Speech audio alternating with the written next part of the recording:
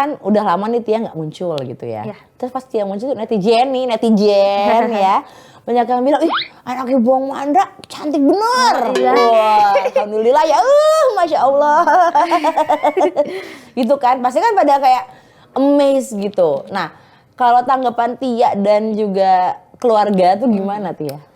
Kalau aku pribadi sih karena itu responnya positif ya kan, kayak pujian itu kan juga positif. Jadi aku juga ngelihatnya ya senang aja, kayak wah senang ternyata positif ya gitu. Oh jadi ya yang namanya hal positif ya diaminkan, dan baik gitu kan, selama itu baik. Nah ada cerita yang bilang bahwa ternyata dulu Tia ini pernah, ada artikel sih sebenarnya, pernah dibully. Oh nemu aja ya itu ya? Pernah dibully waktu SD karena menjadi anak seorang komedian. Kenapa sih kalian ngebully kan? Iya kenapa sih? Ih, sebel deh. Emang kenapa kalau anaknya komedian? What's wrong with that? Sebenarnya bukan karena anak komedian. Karena apa tuh? Karena karakter aku itu mungkin bisa dibilang waktu SD itu kurang bisa bersosialisasi sama orang. Jadi dianggapnya aneh atau apa. Jadi bukan karena anak komedian apalagi anak papa, enggak ada hubungannya sama sekali ke situ. Tapi karena balik lagi mungkin banyak juga yang ngalamin posisinya jadi aku ya yang kayak kurang aktif. Itu kayaknya asik nih buat dikerjain gitu, asik nih buat dibully. Gak cuman verbal tapi kayak fisik juga. Oh ya? Iya. Kayak apa? Kalau boleh tahu.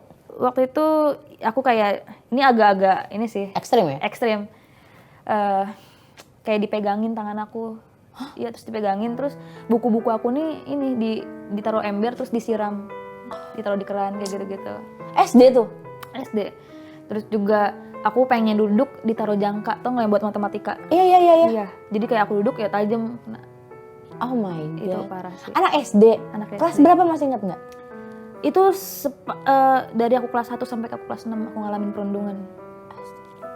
Untuk ibu-ibu bapak-bapak yang zaman sekarang ya tolong banget gitu ya. Itu nggak banget deh yang namanya bully-bully. Diajarinnya tuh dari rumah. Biasanya anak itu nggak bakal langsung kayak gitu di sekolah. Kalau di rumah juga diajarin hal-hal yang baik-baik dari orang tuanya. Iya betul. Ya kan. Pasti itu harusnya seperti itu. Nggak mungkin anak kecil apalagi masih SD gitu kan. Terus bisa ngebully. Itu tuh menurut aku pasti ada yang salah tuh. Didikan di rumahnya gitu ya. Mungkin dari orang tuanya sendiri maaf ya kayak ngasih racun ke anak dan anak itu jadi ngasih racun ke sekitar dia di lingkungan. Toxic jadinya ya. Toxic. Itu dengan orang yang sama terus atau? Iya, dengan orang yang sama. Dengan orang yang sama terus? Palingan kayak teman-temannya ngikutin. Kamu nggak ngomong ke guru atau kepala sekolah? Karena balik lagi aku di situ masih kecil yang kurang masih anak kecil yang kayak kurang aktif, nggak bisa ngomong. Jadi ya udah milih untuk nggak speak up pada saat itu. Makanya aku kayak sangat menyayangkan sih, kayak wah nih, karena aku mikir kalau aku speak up ini kayaknya malah makin parah ke aku, ngasih dampak lebih parah lagi ke aku pada saat itu. Bilang ke mama papa nggak? Enggak pada saat itu. Enggak juga. Enggak. Wow. Sorry ya, biasanya orang kalau kena perundungan ya pas kecil atau dibully lah istilahnya, itu akan berdampak lumayan berat. Lumayan panjang, karena kamu juga panjang dibulinya. Dari SD kelas 1 sampai kelas 6.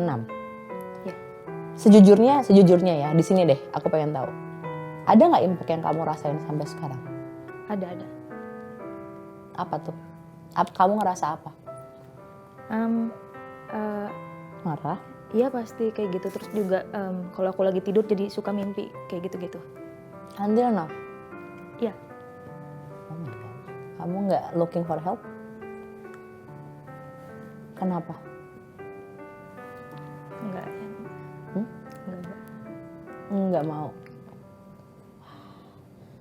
Tapi kamu harus cari pertolongan sih Tia. Harus. Masih menyimpan dendam itu enggak? Ke anak-anak Tapi luka pasti masih ada. Mereka nggak minta maaf sampai sekarang? Palingan ada bahasa kayak lagian juga itu masih kecil kayak gitu-gitu. Terus? Ya impact-nya kan sampai sekarang ya gitu. Iya. Yang orang-orang nggak menyadari itu gitu ya. Iya. Oh my God. Kok jadi nangis? Iya, nggak apa, nggak, karena aku tahu itu akan berimpact besar sekali. Tapi thank you loh Tia, makasih loh kamu mau jujur. Iya. Ya karena kamu tadi bilang kamu nggak ngomong ke papa, nggak ngomong ke mama, nggak ngomong ke siapapun gitu ya. Tapi yang namanya pembulian itu memang harus di stop sih. Karena kita nggak tahu loh apa sih yang dirasain sama korban. Even itu masih kecil. Kadang-kadang orang rasanya mungkin atau orang tua yang ngeliatnya, ya kan mereka masih kecil anak-anak gitu. Nggak kayak gitu. Ya bisa dilihat gitu loh. Maksudnya ada contoh di luar sana banyak gitu ya. Tia ini salah satunya. Please banget gitu untuk pertanggungjawaban mental tuh berat ya Tia. Tapi kalau aku boleh menyarankan untuk Tia harus cari pertolongan. Karena kalau nggak itu akan jadinya jangka panjang Tia. Iya. Ya. Kamu kuat sekali pokoknya. Keren. Tapi papa mama nggak tahu sampai sekarang? Mama tahu. Mama Mama tahu. tahu. Aku Mama cerita. gimana? Ya mama pasti ikut sedih sih. Pasti ikut sedih terus juga nyaranin aku kalau apa-apa tuh harus ngomong gitu. Apa-apa harus ngomong. Kamu belajar terbuka karena kan aku emang dari kecil anaknya suka mendem sendiri. Introvert ya? Introvert. Terus juga sekarang aku malah karena dari kecil itu banyak tertutupnya, sekarang aku malah jadi oversharing sama orang. Aku malah jadi oversharing kayak ke temen, aku suka ini aku gini gitu. Tapi menurut aku it's okay kalau itu menjadi salah satu part kamu atau bagian dari diri kamu untuk menyembuhkan itu, nggak apa-apa. Tapi kalau misalkan itu belum bisa menyembuhkan karena kamu kan sampai ke bawah mimpi ya, dan itu kan berarti lukanya udah di dalam gitu. Itu yang harus kamu sembuhin dulu gitu. Ya mudah-mudahan sih pasti kan bantuan keluarga ya. Iya. Tapi mungkin harus bantuan profesional juga ya Tia ya. Iya. Kasihan soalnya Tia.